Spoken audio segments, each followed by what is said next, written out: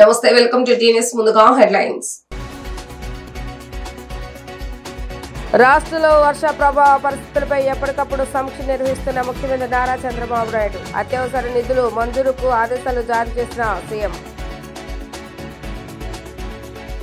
ఇంద్రకీలాద్రిపై వెలిసిన కనకదుర్గ అమ్మవారు భక్తులకు గాజుల అలంకారంలో దర్శనం. ప్రతి సంవత్సరం కార్తీక మాసంలో యమద్వితీయ నాడు అమ్మవారు గాజుల అలంకారంలో దర్శనం. భారీ సంఖ్యలో దర్శించుకుంటున్న భక్తులు. వైసీపీ అధినేత జగన్ పిలుపు మేరకు మెడికల్ కాలేజీల ప్రైవేటీకరణకు వ్యతిరేకంగా ప్రజా ఉద్యమం చేపట్టినట్లుగా తెలిపిన ఎన్టీఆర్ జిల్లా వైసీపీ అధ్యక్షులు దేవినేని అవినాష్ ప్రతి నియోజకవర్గంలో ఎంఆర్ఓకి వినతి పత్రాలు అందజేస్తామని వెల్లడి. రాష్ట్రంలో వర్ష ప్రభావ పరిస్థితులపై ఎప్పటికప్పుడు ముఖ్యమంత్రి నారా చంద్రబాబు నాయుడు ఆరాధిస్తున్నారు. నెల్లూరు, చిత్తూరు, ప్రకాశం జిల్లాకు 2 కోట్ల చొప్పున, మిగతా వర్ష ప్రభావిత జిల్లాలకు 1 కోటి రూపాయల చొప్పున అత్యవసర నిధులు మంజూరుకు సీఎం ఆదేశాలు జారీ చేశారు. దుబాయ్ పర్యటనలో బిజీగా ఉన్నప్పటికీ రాష్ట్రంలో వర్ష ప్రభావ పరిస్థితులపై ఎప్పటికప్పుడు ముఖ్యమంత్రి చంద్రబాబు నాయుడు ఆరా తీస్తున్నారు. తాజాగా రాష్ట్రంలో కురుస్తున్న భారీ వర్షాలపై దుబాయ్ నుంచి అధికారులతో మరోమారు సీఎం టెలికాన్ఫరెన్స్ నిర్వహించారు. తీసుకోవాల్సిన చర్యలపై మంత్రులు, సీఎస్, జిల్లా కలెక్టర్లు, ఎస్పీలతో మాట్లాడారు. వర్ష ప్రభావిత నెల్లూరు, ప్రకాశం, కడప, తిరుపతి, అన్నమయ్య జిల్లాల పరిస్థితిపై ఆయా జిల్లాల కలెక్టర్లు, ఆర్టీజీఎస్ అధికారులతో ముఖ్యమంత్రి చర్చించారు.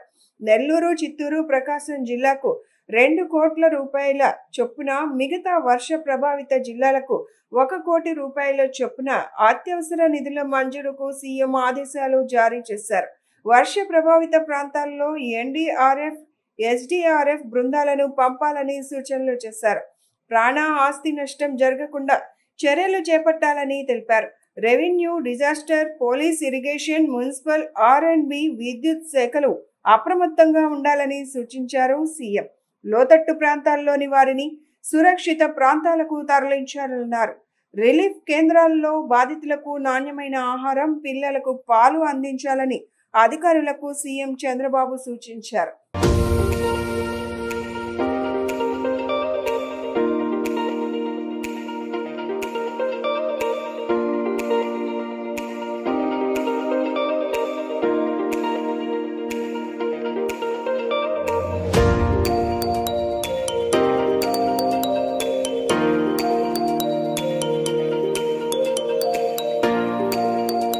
ఇంద్రకీలాద్రిపై వెలిసిన కనకదుర్గ అమ్మవారు భక్తులకు గాజుల అలంకారంలో దర్శనమిస్తున్నారు. ప్రతి సంవత్సరం కార్తీక మాసంలో యమద్వితీయ నాడు అమ్మవారు ఈ గాజుల అలంకరణలో దర్శనమిస్తున్నారు. అమ్మవారిని దర్శించుకునేందుకు భారీ సంఖ్యలో భక్తులు బారులు తీరారు. అమ్మలగన్న యమ్మ, ముగ్గురమ్మల మూలపుటమ్మ కనకదుర్గమ్మ కొలువైన ఇంద్రకీలాద్రి రంగురంగుల గాజులతో ఇంద్రధనస్సుని తలపిస్తోంది. కార్తీక మాసంలో యమ ద్వితీయ సందర్భంగా దుర్గమ్మ సన్నిధిలో గాజుల మహోత్సవాన్ని వైభవంగా నిర్వహిస్తున్నారు. అమ్మవారి మూల విరాట్తో పాటు ఉత్సవ మూర్తిని, ఆలయ ప్రాంగణాన్ని అందమైన గాజులతో అలంకరించారు. అమ్మవారికి గాజులంటే ఎంతో ఇష్టమని, అందుకనే ఈ పవిత్ర కార్తీక మాసంలో కనకదుర్గమ్మ వారు నిండుగా గాజులతో దర్శనమిస్తున్నారని దుర్గగుడి ఈవో సీనా నాయక్ చెప్పారు. యమ ద్వితీయను పురస్కరించుకొని ప్రతి ఏటా కార్తీక మాసం 2వ రోజున అమ్మవారి సన్నిధిలో గాజుల మహోత్సవాన్ని నిర్వహిస్తున్నారు. సుమారు 2 లక్షలకు పైగా గాజులతో అలంకరించినట్లు తెలుస్తోంది. ఈ గాజుల ఉత్సవం ముగిసిన అనంతరం అమ్మవారికి అలంకరించిన గాజులను భక్తులకు ప్రసాదంగా పంపిణీ చేస్తారు. ఇతిహాసాలను ప్రస్తావిస్తూ దీపావళి తరువాత 2వ రోజున జరుపుకునే యమ ద్వితీయ పండుగ అన్నా చెల్లెళ్ల మధ్య అనురాగం, ఆప్యాయతకు ప్రతీక అని చెప్తారు. ఈ సందర్భంగా యముడిని పూజిస్తారు. కార్తీక మాసోత్సవాలు ఇంద్రకీలాద్రిపై వైభవంగా జరుగుతున్నాయి. మల్లేశ్వర స్వామికి భక్తులు విశేష అభిషేకాలు నిర్వహిస్తున్నారు. ఆలయ ప్రాంగణంలో సహస్ర లింగార్చన, దీపార్చన నిర్వహిస్తున్నారు. కార్తీక మాసం గాజుల అలంకారంతో అమ్మవారు అందరికీ కూడా దర్శనమిస్తారు.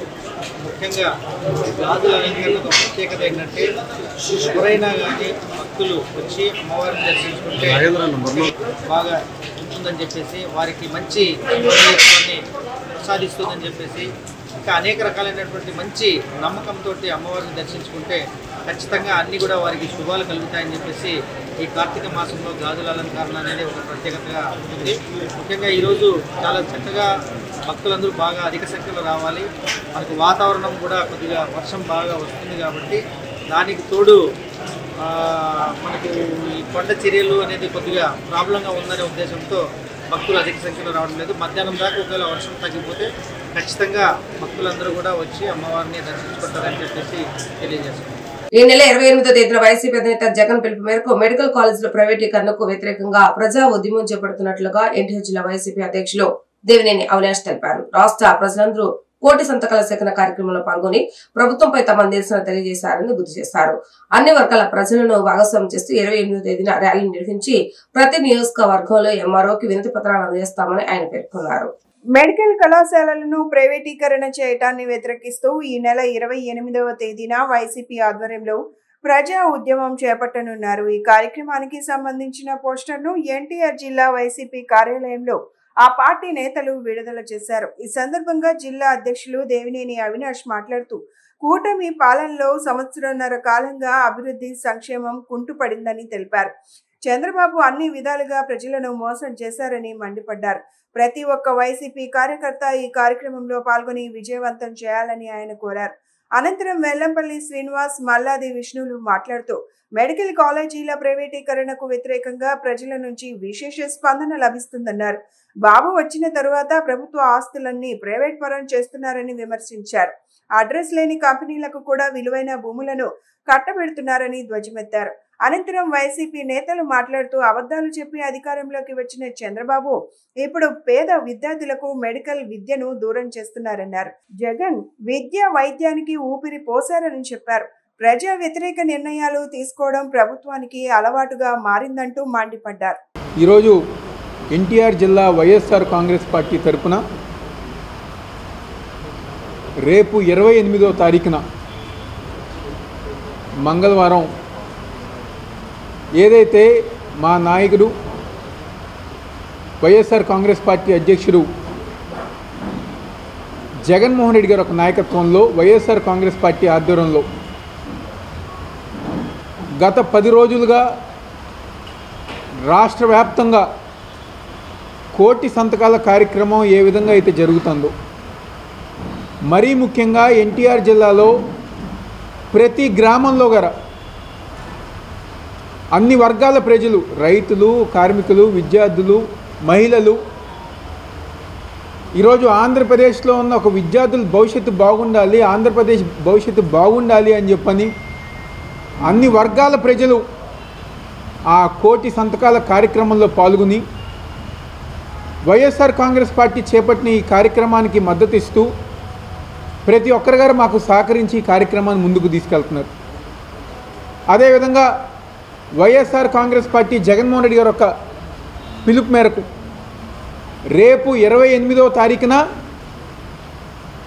ప్రతి నియోజకవర్గంలో గల అన్ని వర్గాల ప్రజల్ని, విద్యార్థుల్ని, యువకుల్ని, మహిళల్ని ప్రతి ఒక్కరిని గారు వైఎస్ఆర్ కాంగ్రెస్ పార్టీ నాయకులు, కార్యకర్తలతో ప్రతి ఒక్కరిని గారు కలుపుకుని ర్యాలీగా ఏదైతే మెడికల్ కాలేజీల ఒక ప్రైవేటీకరణ వ్యతిరేకిస్తూ ర్యాలీగా ఆ ఒక నియోజకవర్గానికి సంబంధించిన ఎంఆర్ఓ గారికి ఒక వినతి పత్రం ఇచ్చే కార్యక్రమం రేపు 28వ తారీఖున ప్రతి నియోజకవర్గంలో కూడా వైఎస్ఆర్ కాంగ్రెస్ పార్టీ తరఫున మేము అందరం గారు చేయబోతున్నాం. ఆ కార్యక్రమాన్ని విజయవంతం చేయాలని చెప్పని ఆ కార్యక్రమానికి సంబంధించిన పోస్టర్ రిలీజ్ కార్యక్రమం ఈరోజు జిల్లా ఆఫీస్లో ఏర్పాటు చేసుకోవడం జరిగింది. ఈ కార్యక్రమానికి పెద్దలు మాజీ మంత్రివర్యులు వెల్లంపల్లి శ్రీనివాసరావు గారు, అదేవిధంగా సెంట్రల్ నియోజకవర్గ సమన్వయకర్త పెద్దలు మల్లాది విష్ణు గారు, నందిగామ నియోజకవర్గ సమన్వయకర్త పెద్దలు జగన్మోహన్ రావు గారు, ఎమ్మెల్సీలు సోదరులు అరుణ్ గారు, రూహుల్లా గారు, మేయర్ భాగ్యలక్ష్మి గారు, అదేవిధంగా రాష్ట్ర పార్టీ కార్యవర్గం కానివ్వండి, డిప్యూటీ మేయర్స్ కానివ్వండి, కార్పొరేటర్లు కానివ్వండి, జిల్లా కార్యవర్గం, అనుబంధ సంఘ అధ్యక్షులు, రాష్ట్ర అనుబంధ సంఘ అధ్యక్షులు, రాష్ట్ర కార్యవర్గంలో ఉన్న ప్రతి ఒక్కరి గారే ఈరోజు ఈ కార్యక్రమంలో పాల్గొనడం జరిగింది.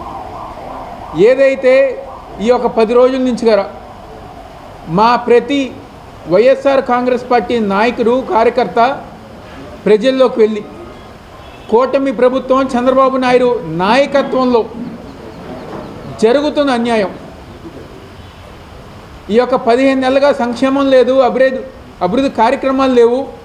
అదేవిధంగా జగన్మోహన్ రెడ్డి గారు ఎవరైతే పేద విద్యార్థులు డాక్టర్ అవ్వాలని చెప్పని ఎవరైతే కోరుకుంటారో వాళ్ళ కళను సాకారం చేసే విధంగా 17 మెడికల్ కాలేజీలు ఈ రాష్ట్రంలో నిర్మిస్తే ఈరోజు డబ్బులకి కకృతిపడి, కమిషన్లకు కకృతిపడి కూటమి ప్రభుత్వంలో చంద్రబాబు నాయుడు నాయకత్వంలో చంద్రబాబు కానివ్వండి, లోకేష్ కానివ్వండి, పవన్ కళ్యాణ్ కానివ్వండి, వీళ్ళందరూ గారు ఈ యొక్క మెడికల్ కాలేజీలు ప్రైవేట్ వ్యక్తుల చేతుల్లో పెడతానికి నిరసనగా ఈ కార్యక్రమం చేస్తుండగా జరుగుతుంది. ప్రజలందరూ గారు బాధపడుతున్నారు. గత 5 సంవత్సరాలు జగన్మోహన్ రెడ్డి గారు ఒక నాయకత్వంలో సంక్షేమ కార్యక్రమాలతో, అభివృద్ధి కార్యక్రమాలతో మా ఇళ్లలో ఉన్న పిల్లలు చదువుకుని ఎంతో సంతోషంగా మేమందరం గారు ఉండేవాళ్ళం.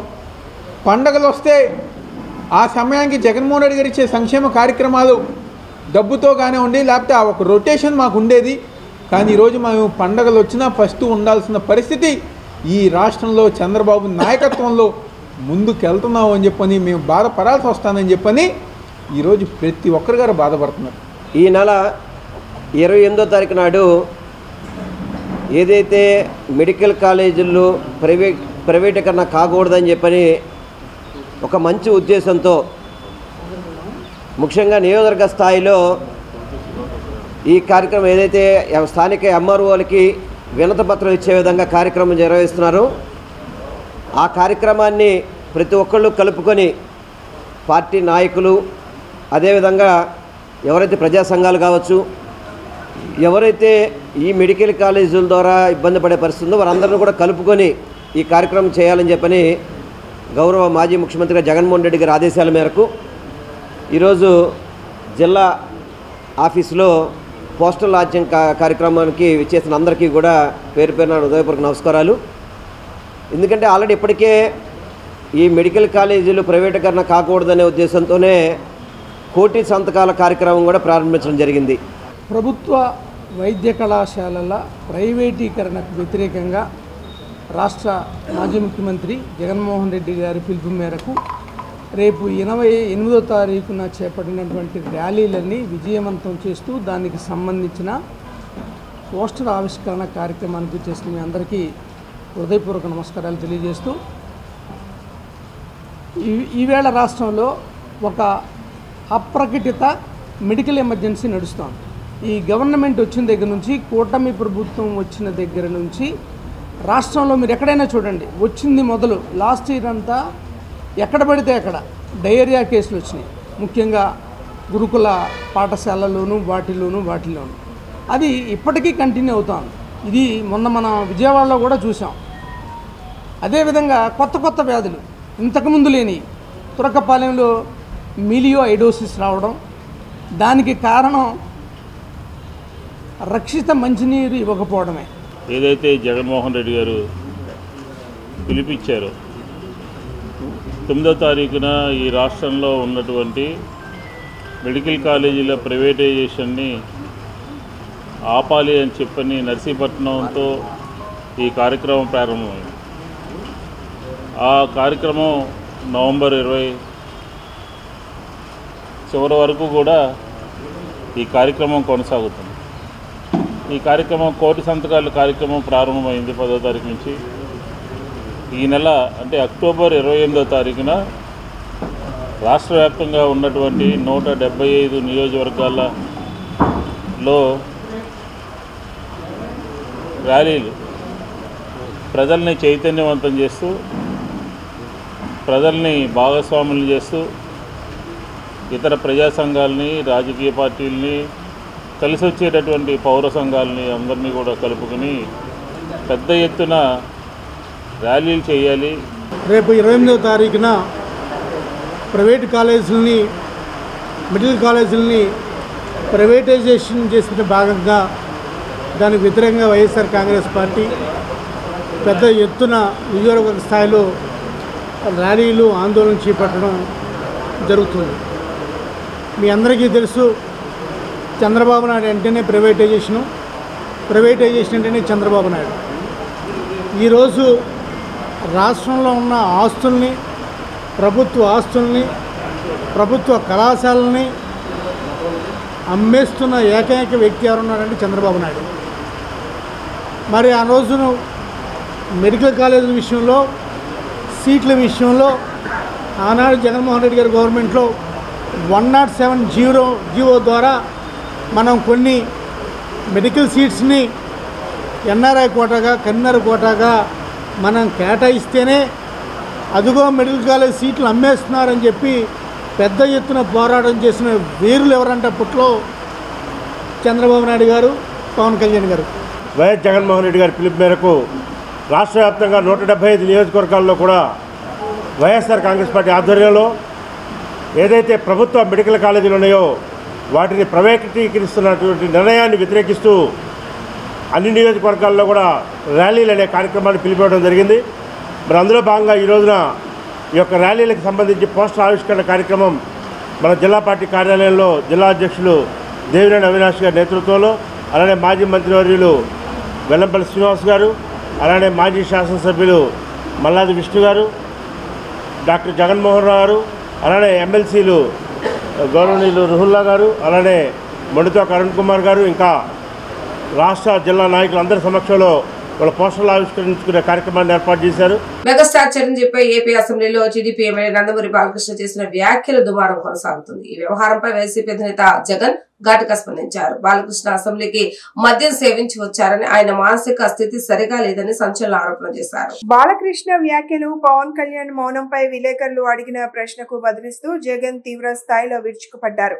అసెంబ్లీలో మాట్లాడాల్సింది ఏంటి, ఆయన మాట్లాడింది ఏంటి, అదంతా పనికి మాలిన సంభాషణ. బాలకృష్ణ అసెంబ్లీలో తాగి మాట్లాడారు. తాగి వచ్చిన వ్యక్తిని సభలోకి ఎలా అనుమతిస్తారు అని మాట్లాడేందుకు అనుమతించిన స్పీకర్ కు బుద్ధి లేదు అని జగన్ తీవ్రంగా విమర్శించారు. అంతటితో ఆగకుండా బాలకృష్ణ మానసిక స్థితి ఏంటో ఆ మాటలతోనే అర్థమవుతోంది. తన సైకలాజికల్ ఆరోగ్యం ఎలా ఉందో ఆయనే ప్రశ్నించుకోవాలని వ్యాఖ్యానించారు. ఈ అసెంబ్లీ ఇష్యూ అయిన తర్వాత చిరంజీవి గారు ఒక ప్రెస్ ఇష్యూ రిలీజ్ చేశారనమాట. So no one insulted me, in fact నేను మీటింగ్ జగన్ అని.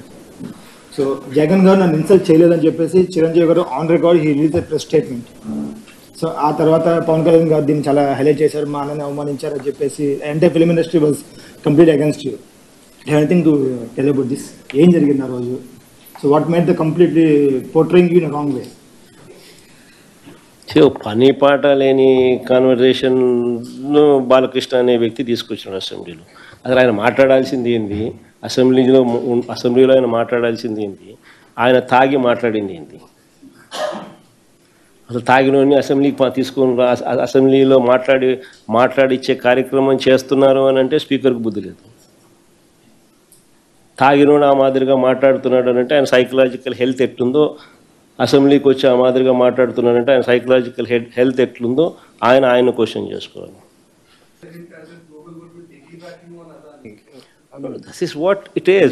What am I supposed to do? You can't see, if you have any problem with Google not putting in any money, then that is your problem. So ultimately all what we are bothered is whether Google is coming or not.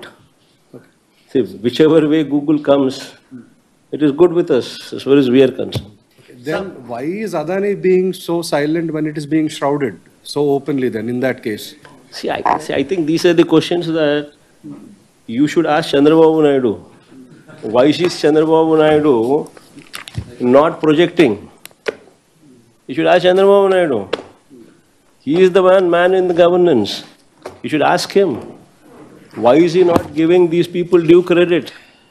When somebody is investing $10 billion to bring Google to the state of Andhra Pradesh, when somebody is putting in 87,000 crores to actually do this job, why are you not giving him due credit?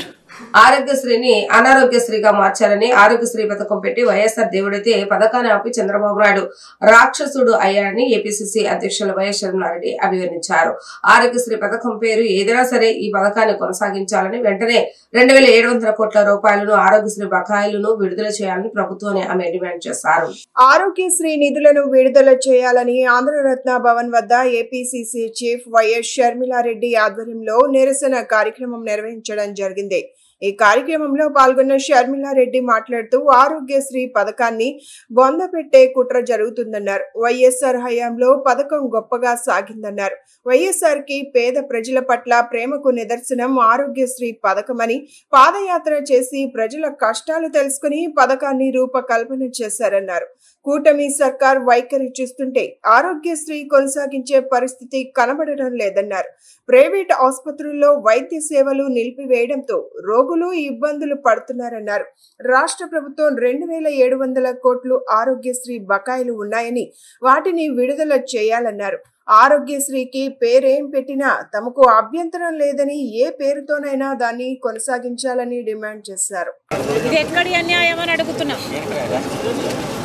నిజానికి రాజశేఖర్ రెడ్డి గారికి అంత మంచి పేరు వచ్చింది అంటే దానికి కారణం ఆరోగ్యశ్రీ లాంటి పథకాలు. మనసున్న నాయకునిగా రాజశేఖర్ రెడ్డి గారు నిరూపించుకున్నారు అంటే దానికి కారణం పేద ప్రజల పట్ల ఆయనకున్న ప్రేమ. డాక్టర్గా, ఒక రాజకీయ నాయకుడిగా పాదయాత్ర చేసిన అప్పటి కాంగ్రెస్ పార్టీ అధ్యక్షుడిగా, రాష్ట్ర అధ్యక్షుడిగా రాజశేఖర్ రెడ్డి గారు పేదవాడికి ఆరోగ్యం విషయంలో భరోసా కలిగించాలి అన్న విషయం గమనించి రాజశేఖర్ రెడ్డి గారు ఆరోగ్యం కోసం, వైద్యం కోసం పేదవాడు ఆస్తులు అమ్ముకోకూడదు, అప్పులు పాలు కాకూడదు, పేదవాడికి కూడా మంచి వైద్యం అందాలి, ప్రైవేట్ ఆసుపత్రుల్లో, కార్పొరేట్ ఆసుపత్రులలో బెస్ట్ వైద్యం పేదవాడికి కూడా అందుబాటులో ఉండాలి అని తెచ్చిందే ఆరోగ్యశ్రీ పథకం.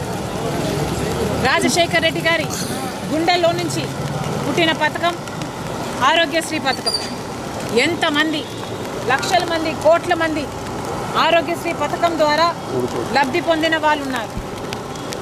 ఈ రోజు వరకు కూడా, ఇప్పటికీ కూడా ఎన్ని సంవత్సరాలు గడిచిన తర్వాత కూడా సంవత్సరానికి కనీసం 30 లక్షల మందికి ఆరోగ్యశ్రీ పథకం వర్తిస్తుంది. ఆరోగ్యశ్రీ వాళ్ళ ఆరోగ్యాన్ని, వాళ్ళ కుటుంబాన్ని నిలబెడుతుంది, పునర్జన్మనిస్తుంది. అలాంటి పథకం ఈ ఆరోగ్యశ్రీ పథకం.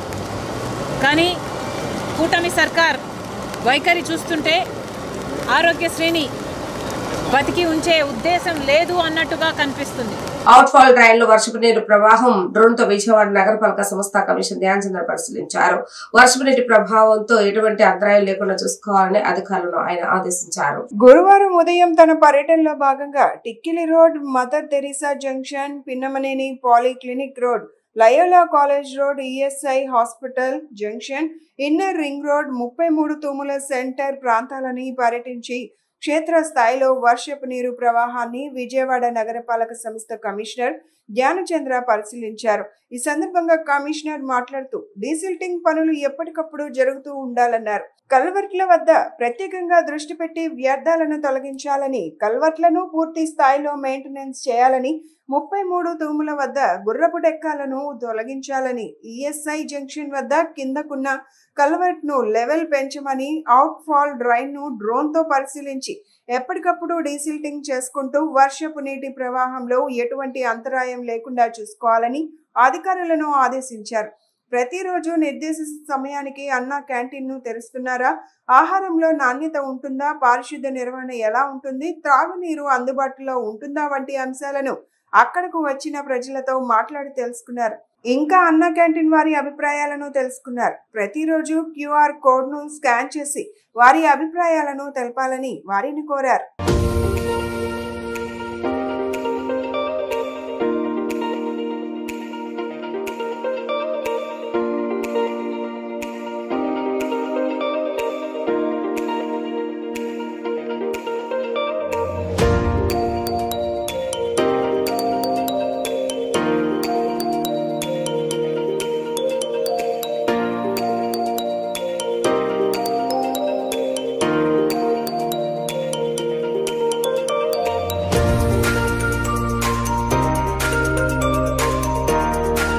దేశంలోని అత్యున్నత న్యాయస్థానం supreme court chief justice B R మీద సుప్రీంకోర్టు సాక్షిగా దాడి చేస్తే ఇప్పటి వరకు కేసు నమోదు చేయకపోవడం దుర్మార్గమని ఎంఆర్పీఎస్ నాయకులు మందకృష్ణ మాదిగ ఆవేదన వ్యక్తం చేశారు. కేవలం దళితుల మీద దాడి కాబట్టి కేసు నమోదు చేయలేదని ఆయన ఆరోపించారు.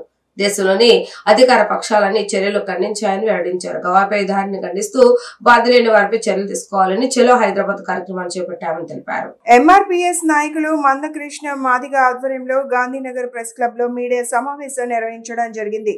ఈ కార్యక్రమంలో ఎంఆర్పీఎస్, ఎంఎస్పీ, విహెచ్పిఎస్ నాయకులు హాజరయ్యారు. ఈ సందర్భంగా వారు మాట్లాడుతూ సుప్రీంకోర్టు చీఫ్ జస్టిస్ పై దాడి జరిగితే ఇంతవరకు చర్యలు తీసుకోకపోవడం అన్యాయమన్నారు. బాధ్యులైన వారిపై చర్యలు తీసుకోవాలన్నారు. రాజకీయ పక్షాలన్నీ దాడిని ఖండించాయన్నారు. దాడికి బాధ్యులైన వారిపై ఇప్పటి వరకు చర్యలు తీసుకోకపోవడాన్ని వ్యతిరేకిస్తూ చలో హైదరాబాద్ కార్యక్రమానికి పిలుపునిచ్చామన్నారు. నవంబర్ 1న హైదరాబాద్ లో పెద్ద ఎత్తున నిరసన కార్యక్రమం చేపట్టామన్నారు. కోర్టు చీఫ్ జస్టిస్ దళితుడైన గవాయి గారి మీద దాడి జరిగి 15 రోజులు దాటినప్పటికీ ఇంతవరకు కేసు నమోదు కానందుకు నిరసనగా దాడిని ఖండిస్తూ కేసు నమోదు చేయాలని దాడి చేసిన వ్యక్తిని అరెస్ట్ చేయాలని ఆ దాడి చేసిన వ్యక్తి వెనుక ఏ శక్తులు ఉన్నాయో వారిని గుర్తించాలని డిమాండ్ చేస్తూ నవంబర్ 1న హైదరాబాదులో ఎంఆర్పీఎస్ ఆధ్వర్యంలో భారీ నిరసన ప్రదర్శన దళితుల ఆత్మగౌరవం పేరుతో నిర్వహించబోతున్నాం. హైదరాబాదులో నిర్వహించబోయే ఆ మహా దళితుల ఆత్మగౌరవ నిరసన ప్రదర్శనకు తెలంగాణ రాష్ట్రం నుండే కాకుండా మొత్తం దక్షిణాది రాష్ట్రాల నుండి దళితుల అస్తిత్వాన్ని, ఆత్మగౌరవాన్ని నిలబెట్టుకోవాలని భావించుకునే వాదులందరూ హైదరాబాద్లో జరగబోయే నిరసన ప్రదర్శనలో పాల్గొనాలని ఎంఆర్పీఎస్ పరంగా పిలుపునిస్తున్నాం. బలిజ కుటుంబం మీద జరిగిన హత్యాకాండపై స్పందించిన రాష్ట్ర ప్రభుత్వానికి రాష్ట్ర కాపు జేఏసీ అధ్యక్షుడు చందు జనార్దన్ కృతజ్ఞతలు తెలిపారు. దాడికి కారకులైన వారిని కఠినంగా శిక్షించాలని ప్రభుత్వానికి ఆయన విజ్ఞప్తి చేశారు. రాష్ట్ర ప్రభుత్వం దృష్టికి తీసుకువెళ్లేందుకు కృషి చేసిన జేఏసీ నాయకులందరికీ ఆయన ధన్యవాదాలు తెలియజేశారు. రాష్ట్ర కాపు జేఏసీ ఆధ్వర్యంలో గాంధీనగర్ ప్రెస్ క్లబ్ లో మీడియా సమావేశం నిర్వహించడం జరిగింది. ఈ సమావేశంలో జేఏసీ అధ్యక్షుడు చందు జనార్దన్ నాయకులు పాల్గొన్నారు. ఈ సమావేశంలో వారు మాట్లాడుతూ తిరుమల శెట్టి లక్ష్మీనాయుడు కుటుంబంపై జరిగిన దాడి విషయంలో స్పందించిన రాష్ట్ర ప్రభుత్వానికి కృతజ్ఞతలు తెలిపారు. వారికి ముఖ్యమంత్రి చంద్రబాబు నాయుడు, ఉప ముఖ్యమంత్రి పవన్ కళ్యాణ్ తగిన న్యాయం చేస్తామని మాటించారన్నారు. క్షేత్ర స్థాయిలో ఆ కుటుంబం భయాందోళనలకు గురవుతూనే ఉందని, పూర్తి న్యాయం జరిగే వరకు ప్రభుత్వంతో పాటు కాపు జేఏసీ వారికి అండగా ఉంటుందన్నారు. రాష్ట్రంలో కాపులపై దాడులు జరిగితే సహించేది లేదన్నారు. నెల్లూరు జిల్లాలో కందుకూరు నియోజకవర్గంలో దారకానిపాడు గ్రామంలో ఒక దారుణం గురించి, దారకానిపాడులో ఒక దారుణం జరిగింది. సోదరుడు లక్ష్మీనాయుడు కుటుంబం మీద హత్యాకాండ కొనసాగింది. హత్యాకాండలో సోదరుడు లక్ష్మీనాయుడు హత్య గావించబడ్డాడు. అతని సోదరులు అపస్మారక స్థితిలో ఆసుపత్రి పాలయ్యారు. ఈ నేపథ్యంలో రాష్ట్ర కాపు జేఏసీ ఆ గ్రామాన్ని పర్యటించింది. దసరా సందర్భంగా ఈ నెల 2వ తారీఖున లక్ష్మీనాయుడు కుటుంబం మీద దాడి జరిగింది. 2వ తేదీన లక్ష్మీనాయుడు హతమయ్యారు. 4వ తేదీన సోదరులు, గ్రామ పెద్దలు కానీ, అదేవిధంగా నియోజకవర్గ పెద్ద వంశీకృష్ణ గారు, అదేవిధంగా రజనీకాంత్ గారు, అదేవిధంగా మేము ఒంగోలు జిల్లా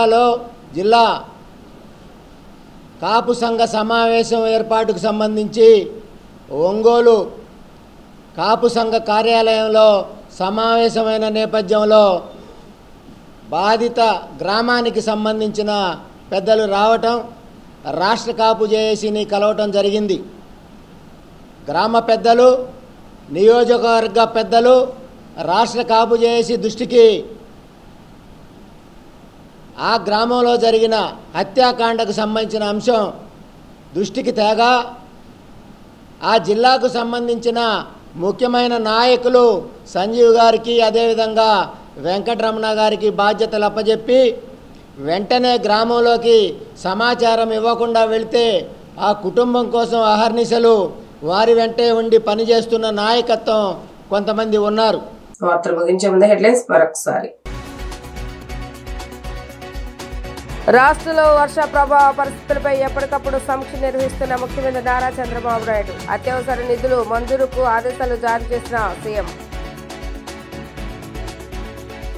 ఇంద్రకీలాద్రిపై వెలిసిన కనకదుర్గ అమ్మవారు భక్తులకు గాజుల అలంకారంలో దర్శనం. ప్రతి సంవత్సరం కార్తీక మాసంలో యమద్వితీయ నాడు అమ్మవారు గాజుల అలంకారంలో దర్శనం. భారీ సంఖ్యలో దర్శించుకుంటున్న భక్తులు.